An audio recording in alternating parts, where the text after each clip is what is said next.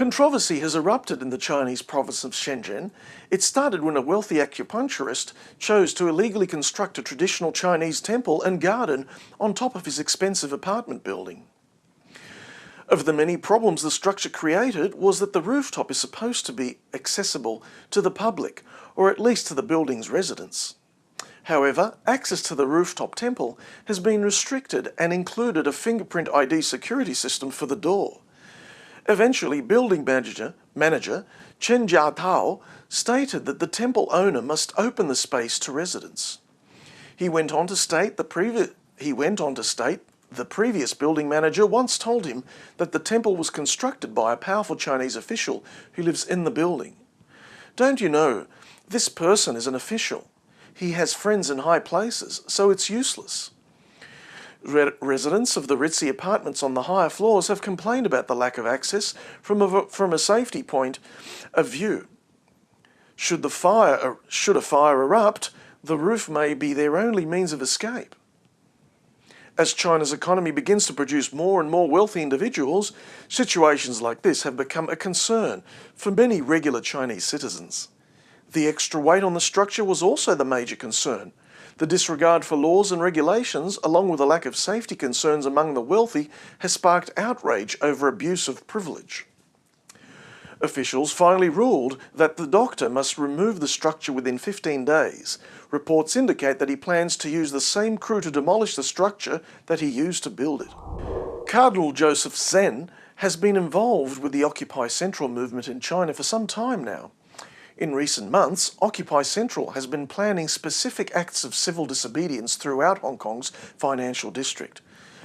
The people's actions are supposed to end with a mass rally designed to completely shut down the centre of commerce next July. Hong Kong Island's financial district is home to a thriving multinational culture of trade and business with a long history. At one time, a British colony, the Brits returned control of the area to the Chinese back in 1997 with the promise of universal suffrage as its highest priority. These days, Hong Kong's financial district is regarded as having a reasonably wide range of autonomy. The area has mostly free press, includes freedom of religion, and operates an independent judicial system. However, the 81-year-old former cardinal and others in the Occupy movement are demanding that the government implement concrete legislation towards electing a city leader in 2017. They fear that Beijing will not fully implement its promise to allow full-blown democracy to flourish. The threat by Occupy to shut down one of the world's key trading hubs doesn't sit too well with officials. Hong Kong's current leader, Leung Chun-ying, said that there is no possibility that this protest could be lawful or peaceful. Other rhetoric by Chinese officials have indicated a very low tolerance for any disruption to the financial system. Typically, the Chinese deal with these situations in no uncertain terms, using troops and force to quell any objections. Zen urged officials to prepare more prisons for the occasion and not prepare tear gas because those who join Occupy Central are happy to be arrested. Zen has also urged Pope Francis to draw a hard line when dealing with Beijing officials. Zen thinks that the Pope should not be too nice. They don't understand kindness, they only understand force. Infidel viewers are left to only wonder as to what force the Pope could possibly use to mitigate the growing tension there.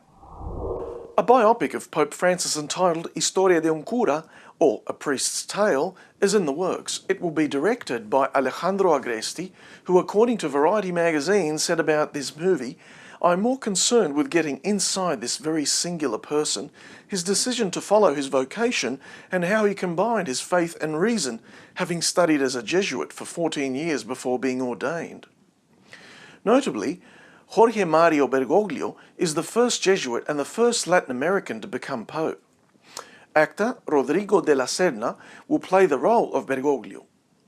One of the movie producers, Pablo Bossi, has expressed his hope that the film will be of interest to a wider audience than just Roman Catholics. The biopic will be shot in Argentina, Italy and Germany, and the primary languages will be Spanish and Italian. Variety magazine wrote about the biopic. It is an original story told in flashbacks and flash forwards, as Bergoglio flies to Rome and attends the papal conclave after the resignation of Pope Benedict. Although the preparations for A Priest's Tale are fairly advanced, it is not known when it will be completed and available for public viewing.